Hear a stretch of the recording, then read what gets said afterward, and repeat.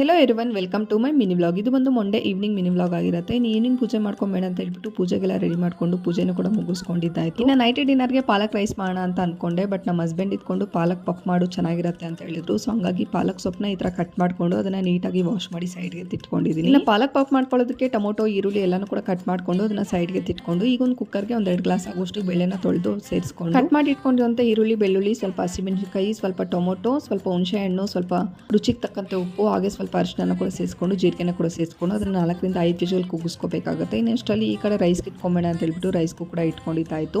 ಇನ್ನು ಅಷ್ಟರಲ್ಲಿ ಪಾಲಕ್ ಸೊಪ್ಪಿಗೆ ಬೇಳೆ ಕೂಡ ಚೆನ್ನಾಗಿ ಬೆಂದ್ಕೊಂಡಿತ್ತು ಅಂತ ಹೇಳ್ಬಿಟ್ಟು ಅದನ್ನು ಕೂಡ ಚೆನ್ನಾಗಿ ಸ್ಮ್ಯಾಶ್ ಮಾಡಿಕೊಂಡು ನಮ್ಮ ಕನ್ಸಿಸ್ಟೆನ್ಸಿಗೆ ತಕ್ಕಂತೆ ನೀರನ್ನ ಕೂಡ ಅಡ್ಜಸ್ಟ್ ಮಾಡಿ ಆ ಕಡೆ ಸಾಂಬಾರನ್ನ ಬೇಯೋದಕ್ಕೆ ಇಟ್ಕೊಂಡು ಈ ಕಡೆ ಒಗ್ಗರಣೆಗೆ ಈರುಳ್ಳಿ, ಬೆಳ್ಳುಳ್ಳಿ, ಸ್ವಲ್ಪ ಒಣಮೆಣಸಿನಕಾಯಿ, ಹಾಗೆ ಒಂದು ಸ್ವಲ್ಪ ಸಾಸಿವೆ, ಸ್ವಲ್ಪ ಕರಿಬೇವನ್ನ ಕೂಡ ಸೇರಿಸ್ಕೊಂಡು ಒಗ್ಗರಣೆ ಕೊಟ್ಕೊಂಡು ಅದಕ್ಕೆ ಒಂದು ಸ್ವಲ್ಪ ರೆಡ್ ಚಿಲ್ಲಿ ಪೌಡರು ಹಾಗೆ ಒಂದು ಸ್ವಲ್ಪ ಧನಿಯಾ ಪೌಡರ್ನ ಕೂಡ ಸೇರಿಸಿ ಚೆನ್ನಾಗಿ ಕುದಿಸ್ಕೊಂಡ್ಬಿಟ್ರೆ ಪಾಲಕ್ ಪಪ್ಪು ತುಂಬ ಚೆನ್ನಾಗಿ ರೆಡಿಯಾಗಿರುತ್ತೆ. ಸೊ ಇದಾಗಿತ್ತು ಇವತ್ತಿನ ಮಿನಿ ವ್ಲಾಗ್.